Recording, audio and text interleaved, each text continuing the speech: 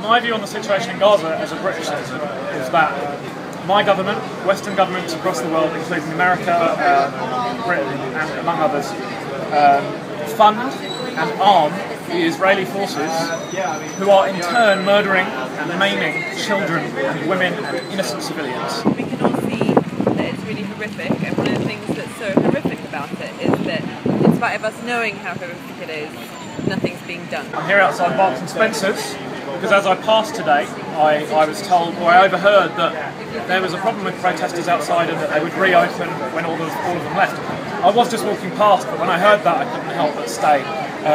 Because M&S are one of the many places on a long list of companies and corporations that effectively support apartheid in one way or another, whether directly or indirectly, whether by trading with Israel, stocking Israeli products, products sourced from places in occupied Palestine. There was a school bomb, one of several, and they told the Israeli military, I think 17 times the exact coordinates of the school.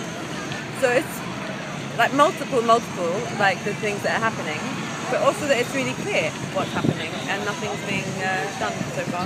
Asking for a solution to the Middle East crisis is kind of like asking how long a piece of string is, but let me give you an example. Saturday morning, 6 AM, ceasefire ended. And now it was known that Hamas had not agreed to the ceasefire, so why anybody surprised that they fired rockets? I mean, well, yeah, they didn't agree to the ceasefire. Now let's see, why didn't they agree to the ceasefire? The reason is their only demand was met. Their demand was lift the blockade on Gaza. With the blockade and the wall all together, Gaza is basically an open-air prison. No one can leave, no one can enter, or very few people can enter. Basically, they're being kept there just to be target practice for the Israeli forces. I'm not Muslim, but I also don't think it has anything to do with religion. Like Palestinians are Muslim, Christian, Jews as well, before 48. And also, not all Jews support Israel. So really, it's like a question of, and I'm not Palestinian either, but it's a question of right or wrong. My view is, Hamas had one request, one demand, for which, and they said very, very clearly on record in the discussions in Egypt with the mediator, the Egyptian mediator, their demand was lift the blockade, allow our people to trade with the world, open the ports, allow us to get to work and to go home again safely, lift the blockade, allow us to interact with the wider community in the world, stop restricting our food and our water and our clothing and our medicine.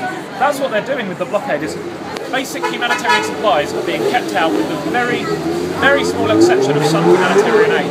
And Hamas only asked for the blockade to be lifted, Israel refused, and for that reason they didn't extend the ceasefire. And to those who would interject, do I believe that Hamas is right to fire rockets? No, of course not. I don't think any violence is the solution to any problem.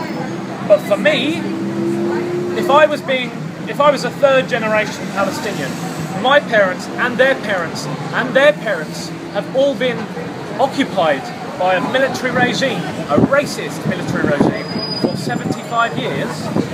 I could see how some people might be quite easily actually turn to a more extreme course of action. You know, if you're being attacked, somebody keeps punching away at you, eventually you're going to fight back. And the irony and the disgusting irony is, Israel used the same argument, but they have no right to use the argument. No right. Israel are armed to the teeth. They have 500 nuclear weapons. Huge number of conscripted soldiers through national service, Israeli citizens, and what's more, British and American Jews travelling to the Middle East to fight for their religious beliefs. If somebody did that who was a Muslim, they would be declared a terrorist, but if a Jew goes to fight for their beliefs, they're called heroes or IDF heroes. I don't see how there's any difference. They are ideologically motivated forces murdering children. That is the fact of it. I think the one thing that makes us all united on this front is it's a humanitarian thing now. It's not a black or white thing. It's, you know, you can't not be affected by seeing dead children. I'm a father myself, and if I see dead children, I relate to it. I would expect someone, if that was happening to me, to be going out and protesting just as much as anyone else. So it's not a religious thing, it's not a black, white, Muslim, Christian thing, this is a humanitarian thing, you know, it's about being humans. And that's one of the reasons I came out today, main reason.